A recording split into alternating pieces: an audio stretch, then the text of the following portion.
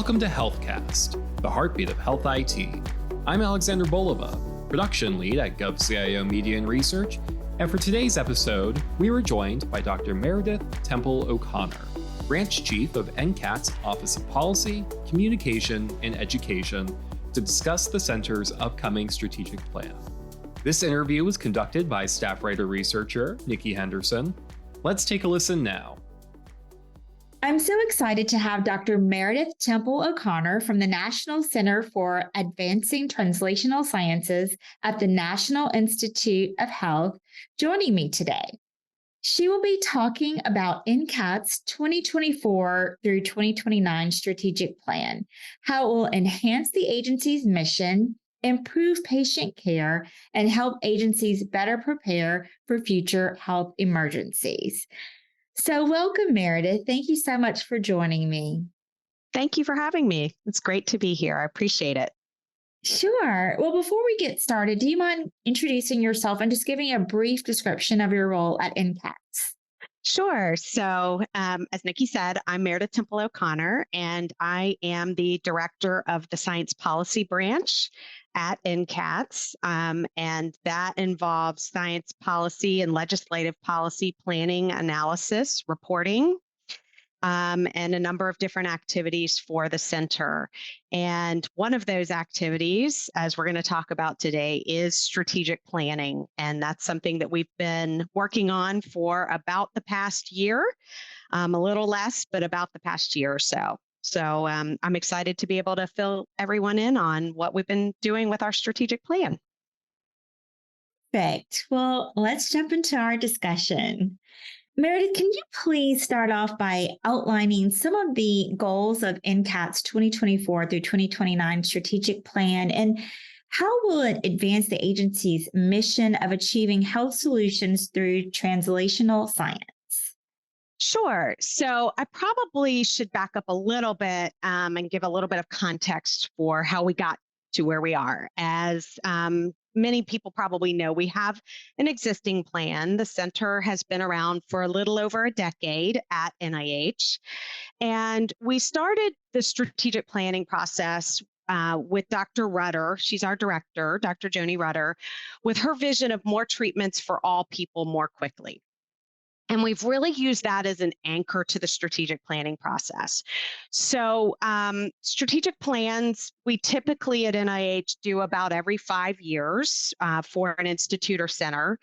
And forgive me if I fall into NIH jargon, but an IC is an institute or center.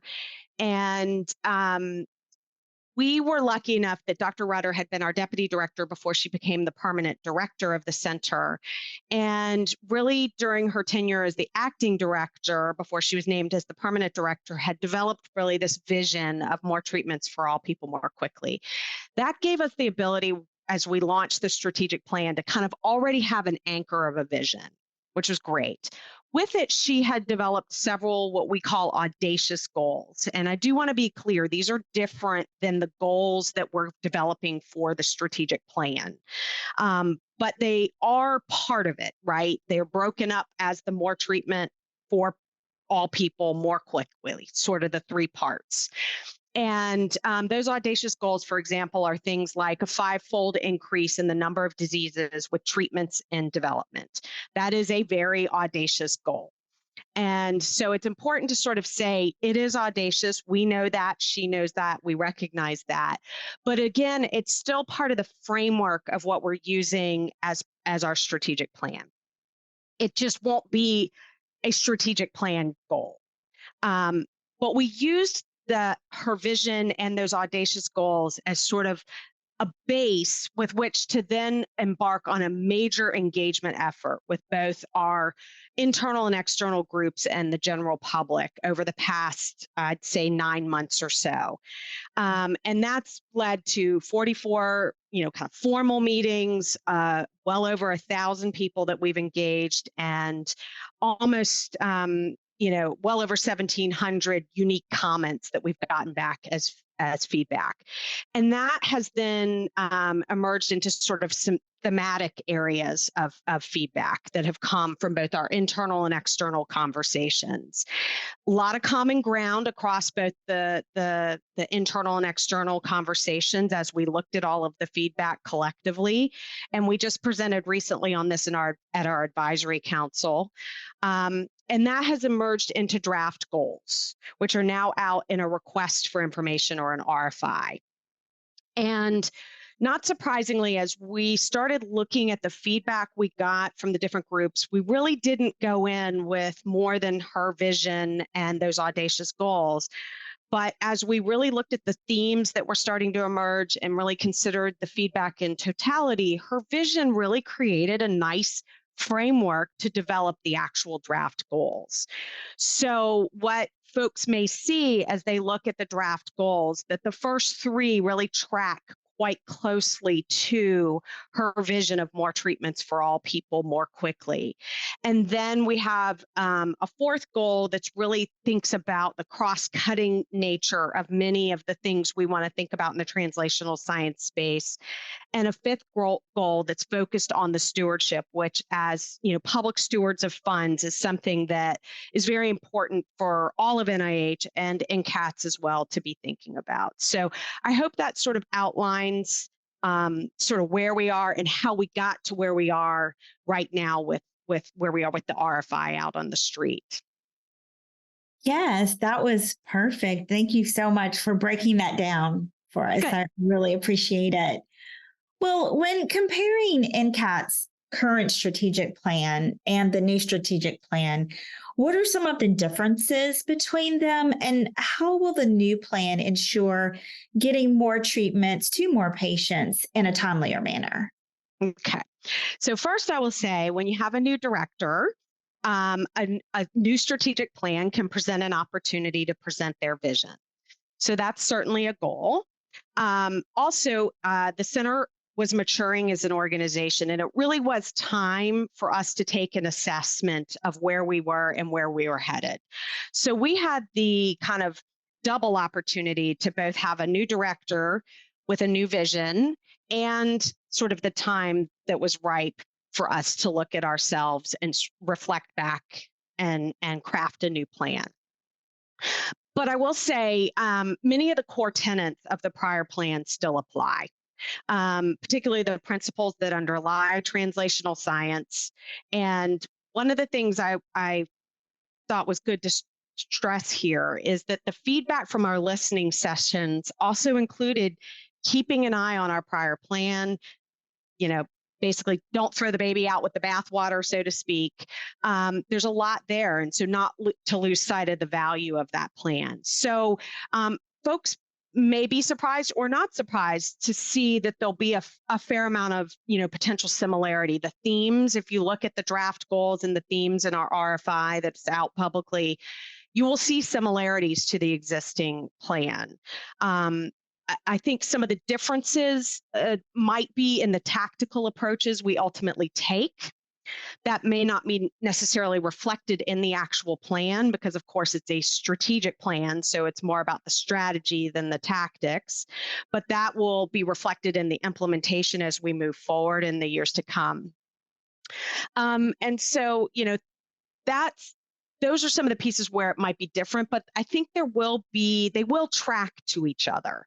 I think it's just that now we're a more mature organization and we have the opportunity to build on what we've learned in the last decade. And we had COVID, which I think we've all learned a tremendous amount about science and about ourselves from, that we also have had the opportunity to learn from. And so all of that taken together will inform this new plan. So I hope that's helpful.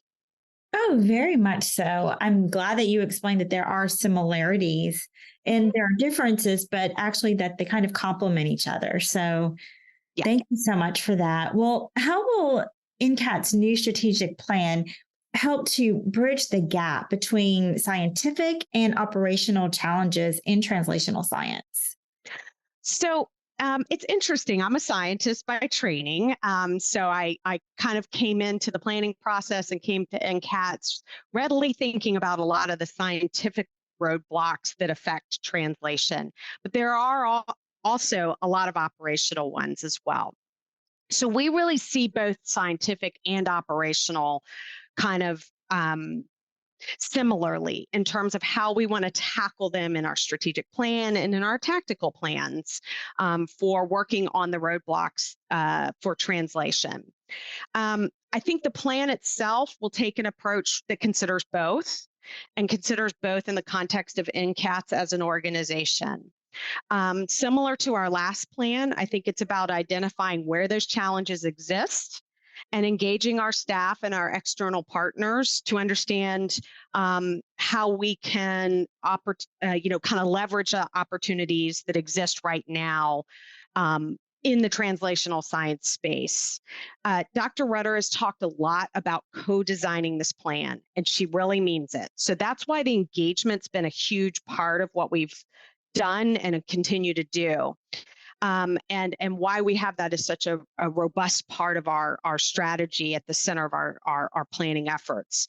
And so I think getting that feedback, I mean, I'm going to pause for a second and say there are lots of roadblocks in translational science. It can feel overwhelming to all of us that are in this space.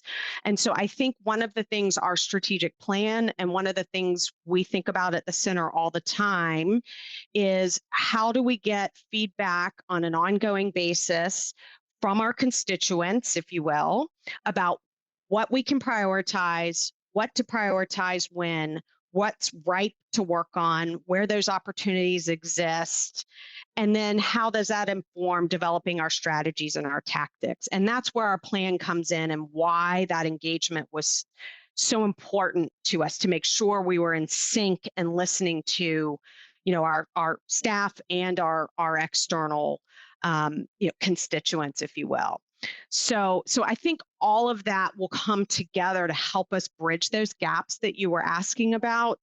But I think, it hopefully if we do it right and we are trying to do it in a way that's continually checking in with those constituents, it'll be in a way that enables us to prioritize and check in on an ongoing basis. So another piece of this is, Dr. Rudder and I have had lots of conversations with the broader strategic planning team. This is not meant to be a strategic plan we put on the shelf for 5 years and then come back and pull off and go, so how do we do?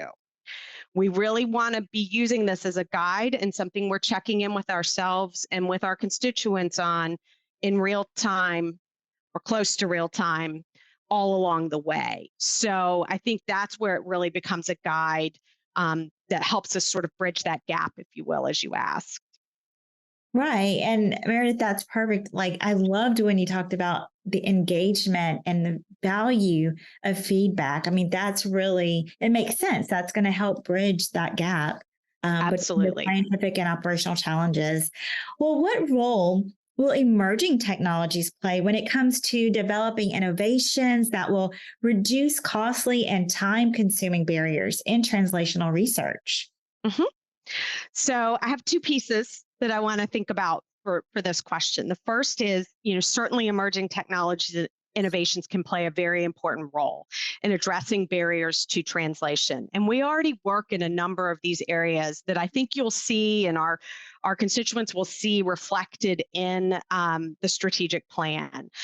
Areas like high throughput screening, platform approaches to developing and testing therapeutics, and approaches to leveraging things like artificial intelligence and machine learning or large scale data informatics approaches.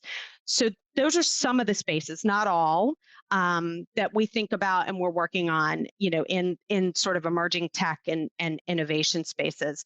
But I also would be remiss if I didn't point out that there are potential solutions to barriers in translation that may not necessarily rely on emerging technologies, but that we also see as very important, such as how do we work with and partner with our communities, patients, academia, and industry, among others, and in different ways to foster more effective research, especially clinical trials.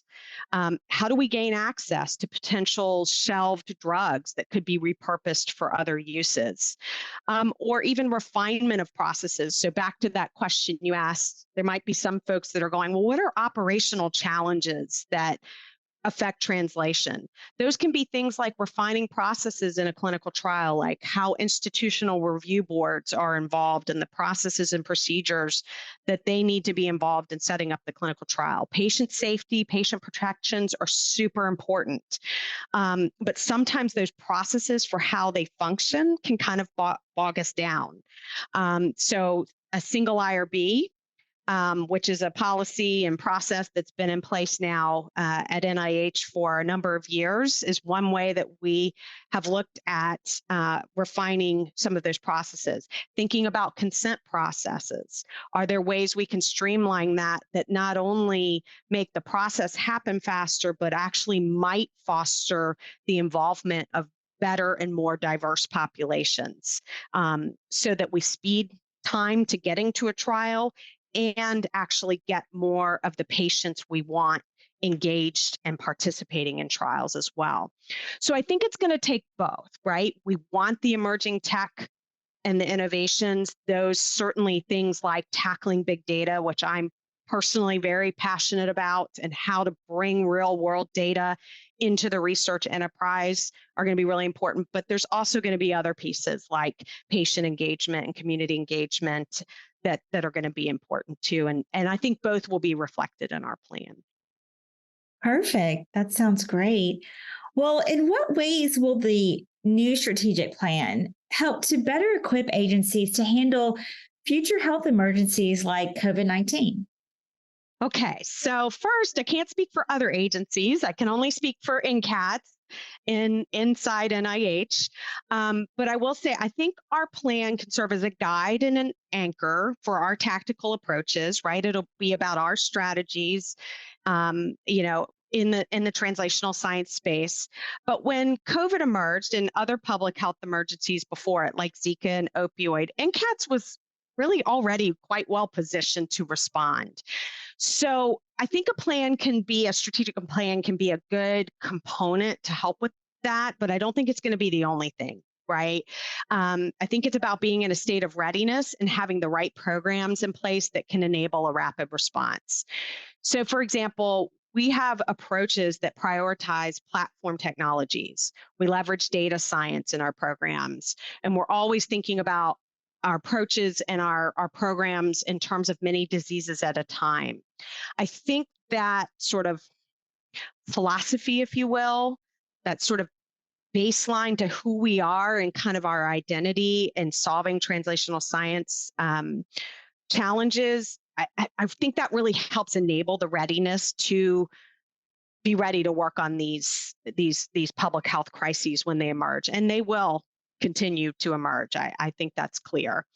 I think we're experienced at looking at things from different lenses. It's one of the things that makes it interesting and exciting to work at NCATS is we are open and flexible and willing to think out of the box a little bit at how to overcome these translational science programs. And so many of our programs were kind of ready to be rapidly deployed, or things we had been thinking about on paper were sort of poised and ready to go, or pretty close to ready to go when COVID hit. And so I think now we learned a lot in the COVID space that can now inform our future programs, our ongoing programs. And I think Dr. Rutter and the leadership team are thinking about that on a daily basis. And I think that will certainly be taken up into the fabric of our strategic plan as well. So. Right. Well, yes, like you said, a state of readiness. I mean, I think COVID-19 it turned everyone's lives upside down. And I think that there are so many lessons learned from that. And being ready is key. So indeed. Well, NCATS, the new strategic plan will soon become a reality once it's rolled out in January. So are there any other upcoming tech or data initiatives that you're excited to talk about? So the short answer is yes. I will say this, probably more than we have time to talk about. So I would say definitely for your listeners to keep an eye on our website. There's always new things coming out and exciting programs that our staff are thinking up. It really is a fun place to work, and lots of interesting programs. I was thinking about what to highlight, and I can give a couple of examples. I would say at a high level, I've already sort of tipped my hand in saying I'm very passionate about real world data and the potential it has. I think part of that's because in some of my other roles as the director of the Science Policy Branch, we've thought a lot about the policy implications of using real world data in a research framework and working especially with electronic health records. I think that's a huge space to come, and one that NCATS is working on in a lot of different places. So we have a program in our Division of Rare Diseases Research Innovation that's moving into its second phase of funding, that's working on shortening the diagnostic odyssey for rare diseases. Rare diseases are a core part of our identity at NCATS and a major area we work on. And shortening the diagnostic odyssey is a huge objective in the rare disease space. It's a huge pain point. The burden of rare diseases is very large, as we've found in recent research that we've been involved in. And leveraging data and machine learning approaches in kind of real world settings to sort of understand what's out there in sort of the clinic that we can pull together to kind of find the signals in the noise, so to speak, and try to shorten the diagnostic odyssey could really have huge impacts for people.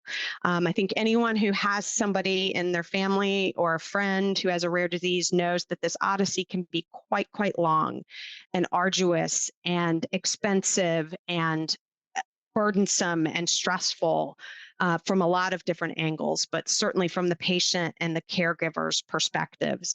And so working to shorten that, I think, is an exciting area that we work on from a number of angles, but certainly from this program's perspective, using sort of those tech and innovation and data sort of strategies. The other is the N3C program. It started out in COVID as a way of creating a platform for electronic health records. And it was focused on COVID, but now we're thinking about ways to broaden that out to a more clinical platform. One is to partner with the ARPA-H team. And we had a visit with them back in the winter, and we brainstormed ways that we could work together with our complementary missions. And very excited that recently it was announced that we're going to be partnering with them and a few other institutes and centers at NIH on a biomedical data fabric toolbox, where a lot of the work we worked on in N3C and other institutes and centers have been working on with other assets, data assets, can come together to sort of work on this and together collectively in this space. So I think that's another really exciting area. And then another space that we work on is the biomedical data translator. That's in our Office of Drug Development partnership programs. And translator is a program that's focused on really pulling together sort of compartmentalized data across different diseases and disciplines, and using sort of AI-guided knowledge mapping to pull really disparate types of data together and try to make sense of it across different sources. That's really hard, because a lot of times in the science and in medicine, things can be very compartmentalized. So it's like, how do we do that? How do we pull things together across and use, informatics and AI and big data approaches to get our arms around that, so to speak. So I think these are just some examples of a number of different exciting programs we have in, tech and data, but they were the ones that that kind of came to mind for me. So. Wow, well, Meredith, that is very exciting. I mean, I'm really looking forward to seeing what all comes out of this. And I have heard of the N3C program, and I'm excited that that is going to be expanded. That's really cool. And about your partnership with ARPA-H, that's exciting as well. Well, before we conclude, do you have any final comments or remarks that you would like to leave with our listeners? I would just say stay tuned, stay engaged with us. We want to hear from you about our strategic plan. Now, the RFI is open until November 1st, but we also have a mailbox. And you can get that information off of our website. If you Google NCAYS strategic plan, it pops you right to our website for it. We have a mailbox there that'll be open, now until forever, where we'll always take feedback. And then, of course, we'll be keeping folks updated there on the website through our advisory council meetings as to, the kind of the rollout of the plan. And then we still want to hear from folks that are interested in us. And if you have questions or concerns, we're open, and we want to hear what people are thinking about. And if you have ideas, we want to hear that too. So we're very excited about this time, and Dr. Rudder is as well. And just thank you very much for the opportunity to come and tell everybody about the exciting work we're doing. I feel like we barely scratched the surface. We get to do some really neat things. Our scientists and the investigators we fund outside of NCATS do some really neat research and are making a difference. And that's what's really important to us. Awesome. Awesome. Well, that was great. I really enjoyed our conversation. You gave some really great information, and I'm excited to see what the future holds for the agency. And I hope that maybe I can reconnect with you later down the road, and you can give us some updates. That sounds great. We'd love that. Thank you. Thanks so much for inviting us. I really appreciate it. Have a great day. HealthCast, along with GovCast and CyberCast, is a production of GovCIO Media and Research. For more podcasts and to check out the other shows, head to govciomedia.com. Watch out for new episodes released every Tuesday and Wednesday across our shows. You can follow all of them on your favorite podcast platform. And if you like what you heard, make sure to let us know by leaving a review. And if you have any topics you think we should look into, contact us at newsletter@govcio.com.